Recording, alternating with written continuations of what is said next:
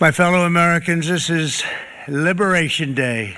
April 2nd, 2025 will forever be remembered as the day American industry was reborn, the day America's destiny was reclaimed. For decades, our country has been looted, pillaged, raped, and plundered by nations near and far, both friend and foe alike. Our country and its taxpayers have been ripped off for more than 50 years. But it is not going to happen anymore. In a few moments, I will sign a historic executive order instituting reciprocal tariffs on countries throughout the world. Reciprocal, that means they do it to us and we do it to them. This will be indeed the golden age of America. It's coming back, and we're going to come back very strongly. For decades, the United States slashed our trade barriers on other countries, while those nations placed massive tariffs on our products and created outrageous non-monetary barriers to decimate our industries. And in many cases, the non-monetary barriers were worse than the monetary ones. They manipulated their currencies, subsidized their exports, stole our intellectual property, imposed exorbitant VAT taxes to disadvantage our products, adopted unfair rules and technical standards, and created filthy pollution havens. They were absolutely filthy, but they always came to us and they said, we're violating, we should pay for it. It's all detailed in a very big report by the U.S. Trade Representative on Foreign Trade Barriers, and I'll just hold it up for you. It's available, and you don't have to pay too much. As I understand it, you'll pay nothing. It's a lot of work for something, actually, because it's a special book. It's frankly, it's very upsetting when you read it, when you see what people have been doing to us for 30 years.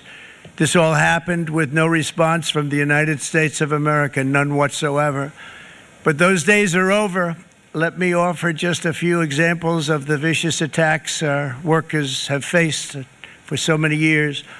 The United States charges other countries only a 2.4 tariff on motorcycles. Meanwhile, Thailand and others are charging much higher prices, like 60%. India charges 70%. Vietnam charges 75%, and others are even higher than that. Likewise, until today, the United States has for decades charged a 2.5 tariff. Think of that, 2.5% on foreign-made automobiles. The European Union charges us more than 10% tariffs, and they have 20% VATs, much, much higher. India charges 70%, and perhaps worst of all are the non-monetary restrictions imposed by South Korea, Japan, and very many other nations. As a result of these colossal trade barriers, 81% of the cars in South Korea are made in South Korea. 94% of the cars in Japan are made in Japan. Toyota sells 1 million foreign-made automobiles into the United States, and General Motors sells almost none. Ford sells very little. None of our companies are allowed to go into other countries. And I say that, friend and foe. And in many cases, the friend is worse than the foe in terms of trade. But such horrendous imbalances have devastated our industrial base and put our national security at risk. I don't blame these other countries at all for this calamity. I blame former presidents and past leaders who weren't doing their job. They let it happen. And they let it happen to an extent that nobody can even believe. That's why, effective at midnight, we will impose a 25% tariff on all foreign-made automobiles.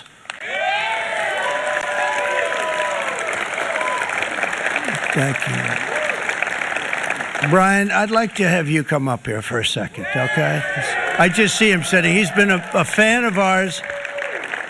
And he understands this business a lot better than the economists, a lot better than anybody. Brian, say a few words, please, would you? Thank you, Mr. Thank you. President. It's a great honor to have you. Thanks. Thank you, Mr. President. I grew up just north of Detroit, Michigan, in Macomb County, known as the home of the Reagan Democrats. My first vote for president was for Ronald Reagan. I thought that was going to be the best president I ever saw in my lifetime until Donald J. Trump came along. I have watched my entire life, I have watched plant after plant after plant in Detroit and in the Metro Detroit area close. There are now plants sitting idle. There are now plants that are underutilized, and Donald Trump's policies are going to bring product back into those underutilized plants. There's going to be new investment. There's going to be new plants built. And the UAW members, and I brought 20 of them with me, they're sitting right over here.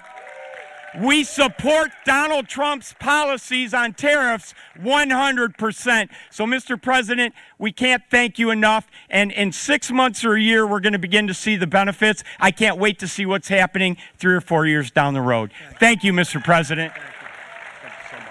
Thank you. What a great guy. He got it right from the beginning. He got it before almost anybody else. This group over there, they got it too.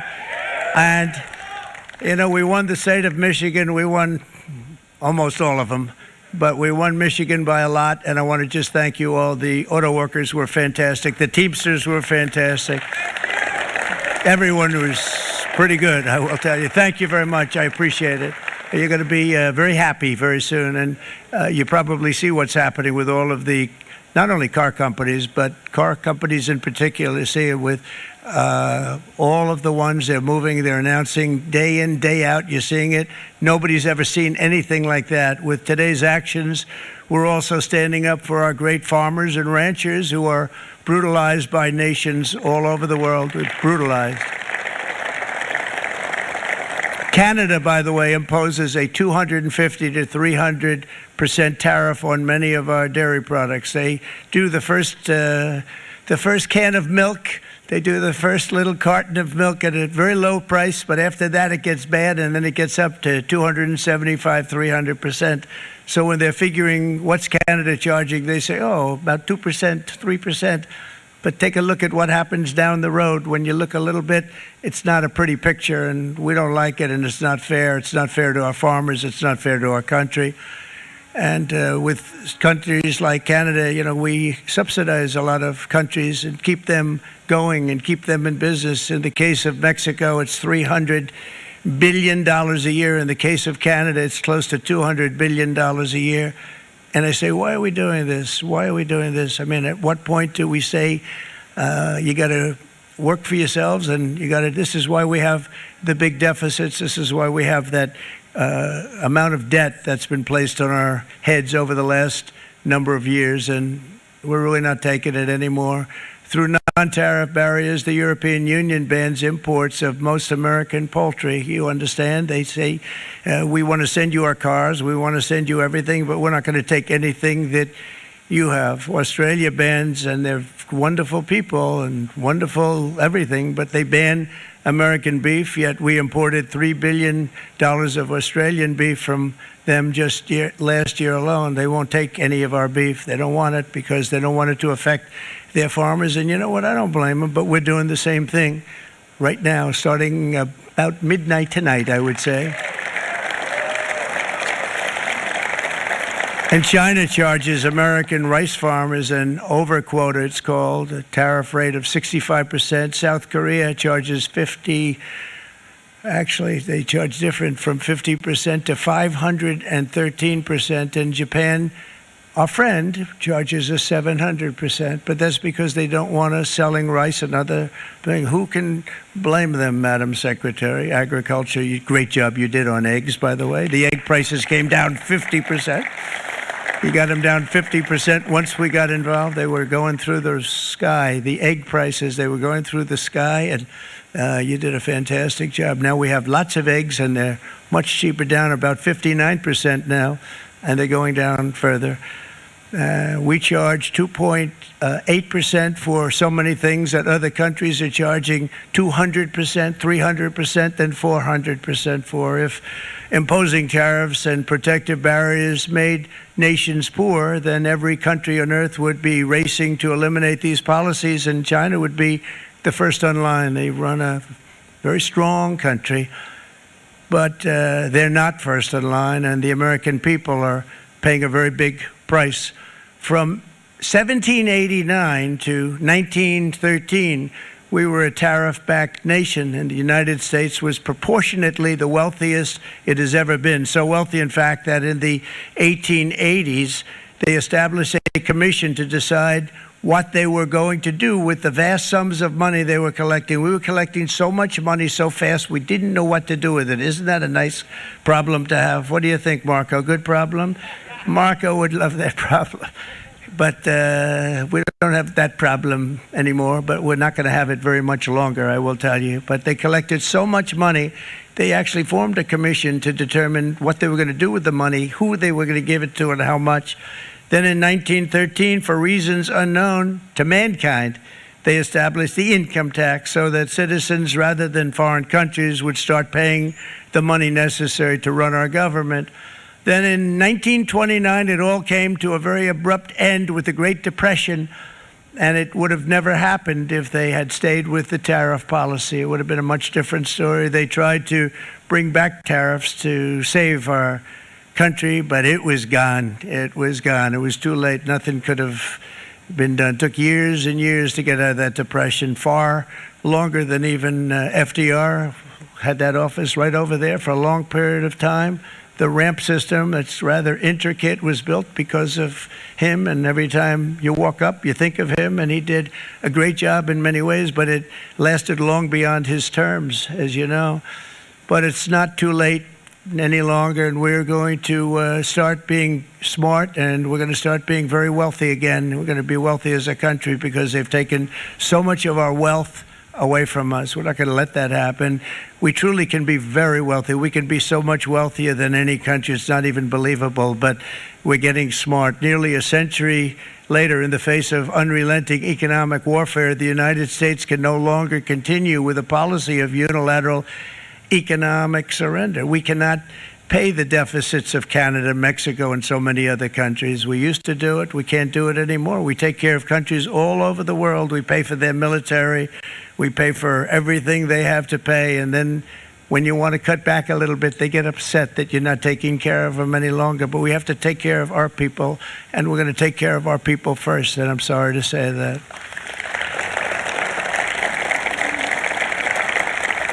And today we're standing up for the American worker, and we are finally putting America first.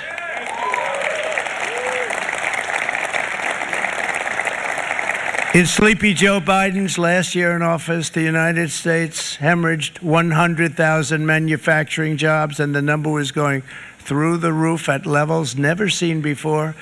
And our trade deficit reached a record $1.2 trillion, which is unheard of. Since the beginning of NAFTA, the worst trade deal ever made, it was a horror show. I was able to terminate it. They all said you'd never be able to get it out. We had to get approval from Congress to get it terminated.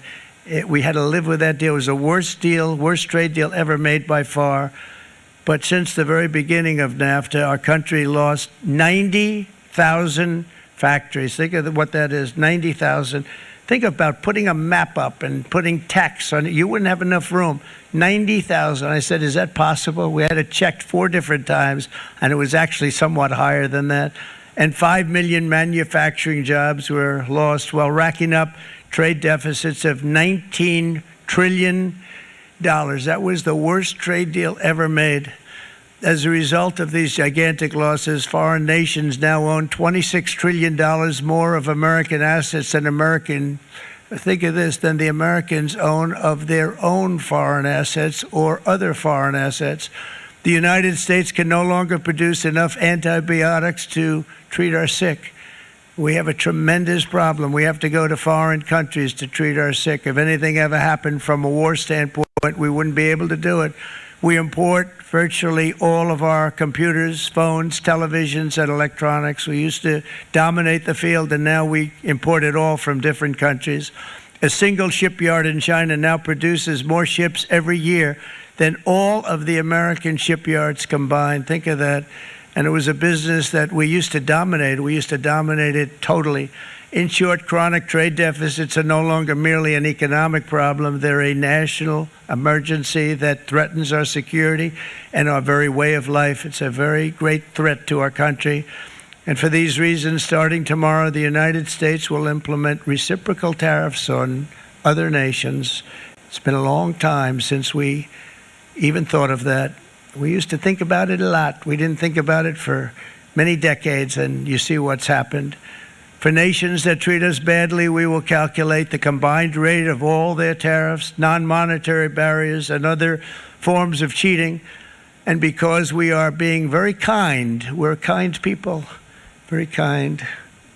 You're not so kind when you got ripped off with your salaries. My auto worker friends and my Teamster friends and all of the unions that typically voted Democrat, they're not voting Democrat anymore because worker, whether union or non-worker, they're for the Republicans now. That's what happened. But we will charge them approximately half of what they are and have been charging us. So the tariffs will be not a full reciprocal. I could have done that, yes, but it would have been tough for a lot of countries. We didn't want to do that. I'd like to see the chart if you have it. Could you bring it up, Howard?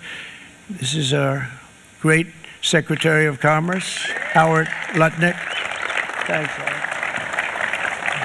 So if you look at that, China, first row, China, 67%. That's tariffs charged to the USA, including currency manipulation and trade barriers. So 67%, I think you can, for the most part, see it. Those with good eyes, with bad eyes. We didn't want to bring, it's very windy out here. We didn't want to bring out the big charts because it had no chance of standing. Fortunately, we came armed with a little smaller chart. So 67%, so we're going to be charging a discounted reciprocal tariff of 34%. I think, in other words, they charge us, we charge them less. So how can anybody be upset? They will be because we never charge anybody anything, but now we're going to charge. European Union, they're very tough, very, very tough traders. You know, you think of European Union, very friendly. They rip us off. It's so sad to see. It's so pathetic. 39%, we're going to charge them 20%, so we're charging them essentially half. Vietnam, great negotiators, great people. They like me, I like them. The problem is they charge us 90%. We're going to charge them 46% tariff. Taiwan, where they took all of our computer chips and semiconductors. We used to be the king, right? We were everything. We had all of it. Now we have almost none of it, except the biggest company is coming in. We're going to end up with almost 40%. Lee Zeldin's working to get their approvals. And it's an amazing company. Mr. Wei, of one of the great companies of the world, actually. They're coming in from Taiwan, and they're going to build one of the biggest plants in the world, maybe the biggest for that. But 64%, we're going to charge them 32%. Japan, very, very tough, great people. And again, I don't blame the people for doing it. I think they're very smart in doing it. I blame the people that sat right in that Oval Office, right over there, right behind the Resolute desk or whichever desk they chose. Japan, 46%. They would charge us 46%, and much higher for certain items like cars, you know, little items like cars. 46%, we're charging them 24%. India, very, very tough, very, very tough. The Prime Minister just left, and he's a great friend of mine, but I said, you're a friend of mine, but you're not treating us right. They charge us 52%. You have to understand, we charge them almost nothing for years and years and decades, and it was only 7 years ago when I came in, we started with China and charged them. We took in hundreds of billions of dollars from China in tariffs, and they understood, honestly. President Xi understood. He said, look, I understand, and the other countries, and they all understand. We're going to have to go through a little tough love, maybe, but they all understand. They're ripping us off, and they understood it. Prime Minister of Japan, Shinzo Abe. He was a fantastic man. He was unfortunately taken from us, assassination. But I went to him and I said, Shinzo, we have to do something. A trade is not fair. And he said, I know that. And he was a great gentleman. He was a fantastic man, but he understood immediately what I was talking about. I said, Shinzo, we have to do something. He said, I know that. And we worked out a deal, and it would have been a much better deal, but frankly, there were many years left on the deal that was made previous to my getting there, but it was something. If you look at Switzerland, 61% to 31%. Indonesia, Malaysia, Cambodia. Oh, look at Cambodia, 97%. We're going to bring it down to 49. They made a fortune with the United States of America. United Kingdom, 10%, and we'll go 10%. So we'll do the same thing. South Africa, 60%, 30%, and they've got some bad things going on in South Africa. You know, we're paying them billions of dollars, and we cut the funding because a lot of bad things are happening in South Africa. The fake news ought to be looking at it. They don't want to report it. Brazil, 10%, 10%. Bangladesh is 74%. So you see what's going on. Pakistan, 58%. Sri Lanka, 88%. So what we're doing is we're taking not the full, we could take the full 88%. Thanks a lot. He's doing a very good job. How's he doing, all right? I think you better take it with you. It's not going to last very long. He's going to put it, it's going to follow you down with the wind. I brought a hat just in case it got too windy, but here, would anybody like a hat? I'm not giving it to a cabinet. I'm giving it to the auto workers. Come here.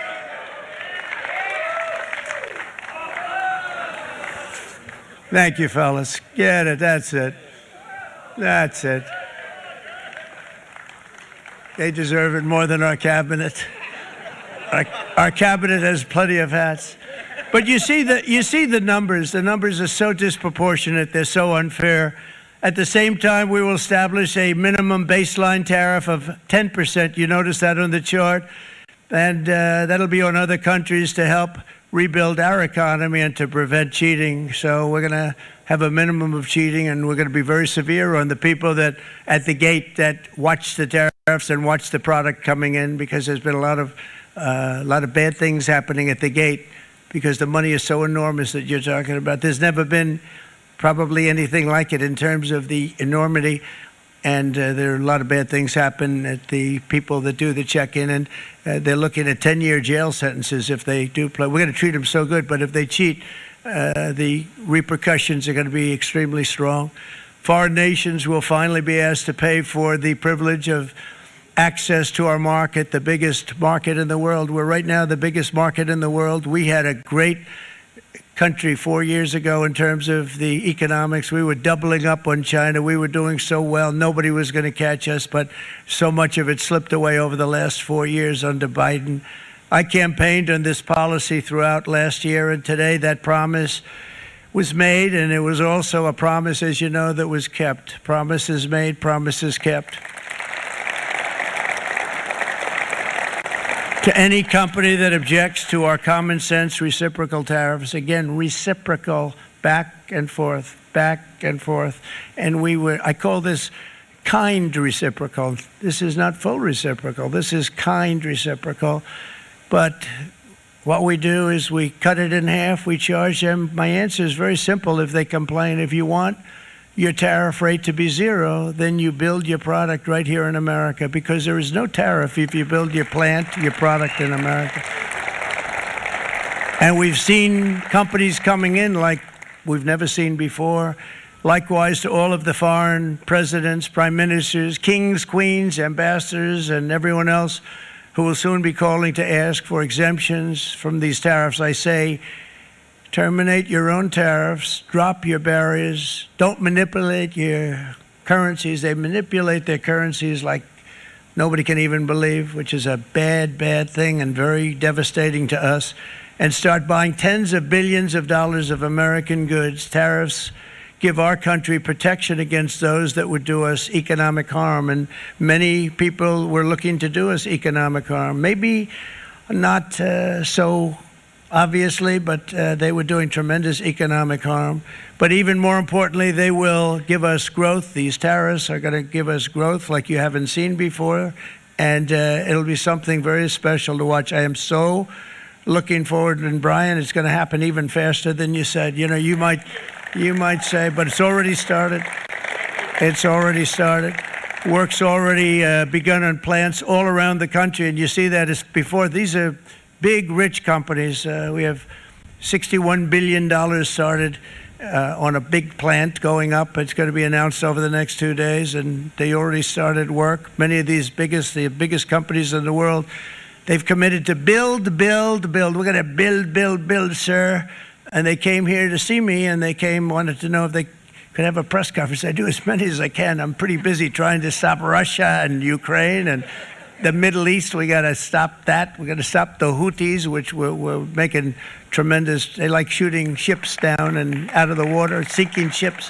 They get a kick out of it, but they're not getting such a kick out of it now, are they, Mr. Secretary? They're not getting such a kick out of that now. But here are just a short list of some of the companies that have already announced and committed to investment. And this is a company that built its factories and its plants in China. Apple is going to spend $500 billion. They never spent money like that here. They're going to build their plants here. SoftBank, OpenAI, and Oracle, great companies, are investing $500 billion almost immediately. NVIDIA, a hot company, is investing hundreds of billions of dollars. They just announced. TSMC, the biggest, most important company in the world of chips from Taiwan, with no investment from us, is investing $200 billion. And they said the reason was, number one, the election of November 5th, and number two, the tariffs. They don't want to pay the tariffs, and the way they're not paying it is to build their plant here. So we're going to go from almost no percentage. We used to have 100% of the chip market. Now it's all in Taiwan. Almost all of it's in Taiwan, a couple of other countries, but mostly in Taiwan. And think of it, we had 100%. We lost it because of people in that office that didn't do their job. They allowed it to be stolen from us. Johnson & Johnson, great company, $55 billion. Eli Lilly, $27 billion. Meta is investing $500 billion. Wow. DeMac is investing $20 billion. CMA, CGM, $20 billion. And then you have Merck and Clarios, Stellantis, General Motors, GE Aerospace, Honda, Nissan, Hyundai are all putting in billions and billions of dollars, and they're committed 100%. So. And we've never had, and this is after 2.5 months. This is after just a short, this all took place as soon as we came out with what everybody wanted to do. You know, I watched a gentleman today on television. He used to work with Lee Iacocca, a very respected automobile person, and he said, you know, because they're asking people, and they try and get as many negative people as they can, but they can't find them too much. It's pretty hard to find in terms of what we're doing, especially when they see all this investment. They said, so tell me, what do you think of what Trump is doing from the automobile standpoint? He said, I can't believe it. Somebody is finally, he's an older guy, real pro, really top guy, with Lee Iacocca. He said, I never thought I'd see the day when this would happen, where somebody had the courage to go and do what has to be done. This is transforming our nation. Our entire nation is going to be transformed, not only with the cars, but on every single other item that's built. We're going to become an industrial powerhouse. And he said that so beautifully today. In fact, I'm going to find out, I'm going to get a tape. And Bruce, I'm going to get that tape, and I'm going to send it to you out in Long Island, and you're going to play it for the people and all your union workers and your non-union workers out there. You got a pretty even split. But we have, so far, it looks like we're going to have about $6 trillion of investments, and you wouldn't do that in years in this country over the last number of years. $6 trillion, and that's going to be much higher by the end of the year. And think of what $6 trillion is. You wouldn't have even a small percentage of that under this other system. We're going to be an entirely different country, and it's going to be fantastic for the workers. It's going to be fantastic for everyone. There will never have been a transformation of a country like the transformation that's already happening in the United States of America. It's an incredible thing to watch, and it's incredible to meet with the top people that you read about, very wealthy people, or people that are great managers and executives and presidents of big public companies, and to watch the enthusiasm they have now that they didn't have. They gave up on our country. They went to foreign countries and they built. Companies are pouring into our country at levels never seen before, with jobs and money to follow, and it's really beautiful. In the coming days, there will be complaints from the globalists and the outsourcers and special interests and the fake news. Fake news will always complain. But never forget, every prediction our opponents made about trade for the last 30 years has been proven totally wrong. They were wrong about NAFTA. They were wrong about China. They were wrong about the Trans-Pacific Partnership, which would have been a disaster if I didn't terminate it. If I didn't terminate that, United Auto Workers, you would have had no jobs in this country. You would have had no jobs. It was all going to other countries. In my first term, they said tariffs would crash the economy. Instead, we built the greatest economy in the history of the world. And again, I have great respect for President Xi of China, great respect for China, but they were taking tremendous advantage of us, and I commend them for that. I say, hey, if you can get away with it, that's okay. But, they understand exactly what's happening, and they probably, most of them are saying it's about time they did something, but, and they're going to fight, and they're going to fight fair. Everyone's going to fight. It's like, I say to the leaders, look, you got to take care of your country, but we have to start taking care of our country now. We can't do what we've been doing for the last 50 years. From the day of my election, the stock market went up in my first term 88%, with NASDAQ going up 155%, more than any president has ever had in any term in office, by far.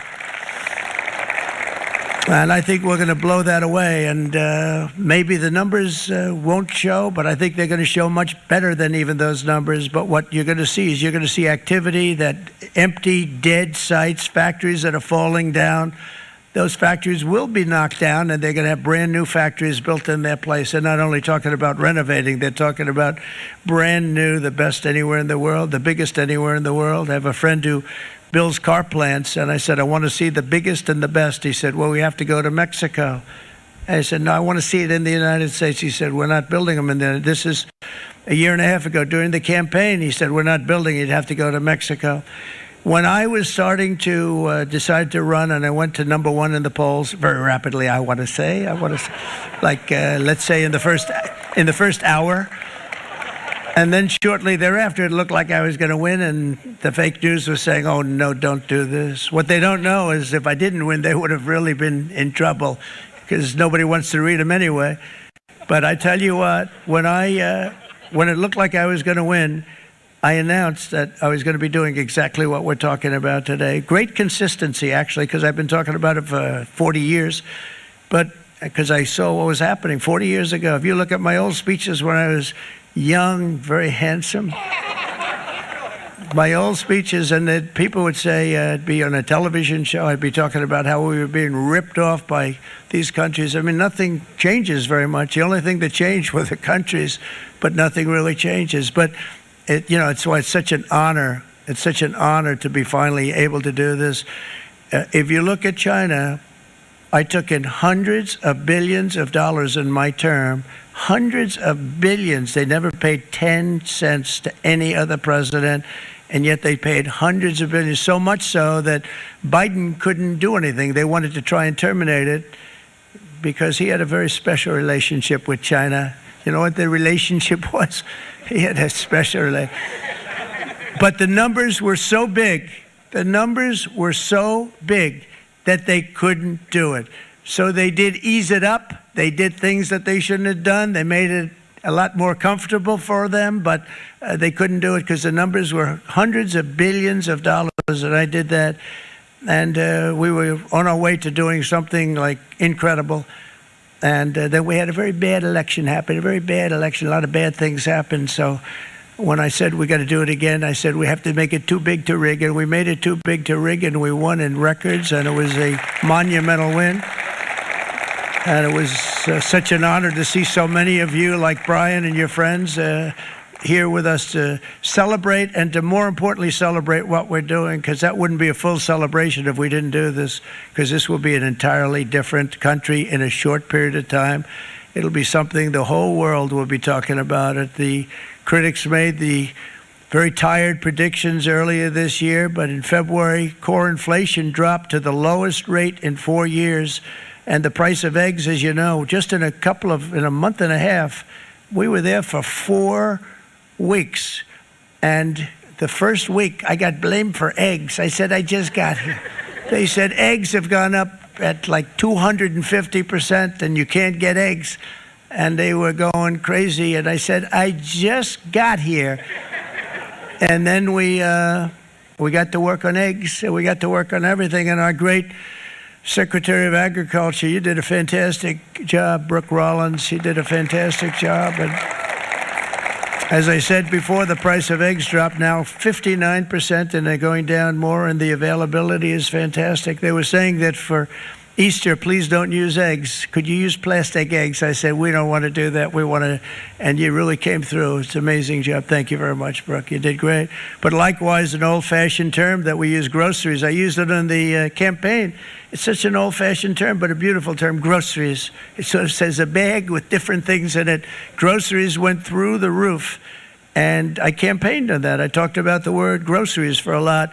And energy costs now are down, groceries are down, gasoline is way under $3, and people are beginning to be able to buy things and live again. We brought prices way down. We created 10,000 already in a few weeks, new manufacturing jobs, and it was that took place in 1 month, numbers that they haven't seen in a long time. We had virtually no inflation under my term.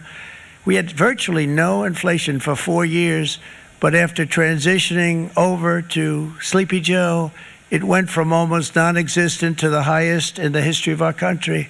They're the highest inflation in the history of our country, brought up by energy and bad spending and bad policy, and a lot of bad things happened. How about allowing millions and millions and millions of people to pour into our country with open borders, where it's so sad to see even now. And I see our great secretary you have done. Stand up, please, Christy. Stand up. Christy Nome. And Tom Homan. These people are doing a great job, but gotten them out in records. And we have problems with judges that don't want them to go out. They want Tren de Aragua, and they want MS-13, the most vicious gangs ever. Nobody's ever seen anything like it. Absolute killer gangs. They kill people. They don't even think about it. And we put them out, and we have judges now, radical left judges that they don't want them to go out. They want them to even be brought back. Let's bring them back. You've done a fantastic job, and please thank everybody. Homeland Security, thank everybody. Appreciate it. And we now have a border that's the best border that we've ever had, even better than it was my first term. My first term, we did good.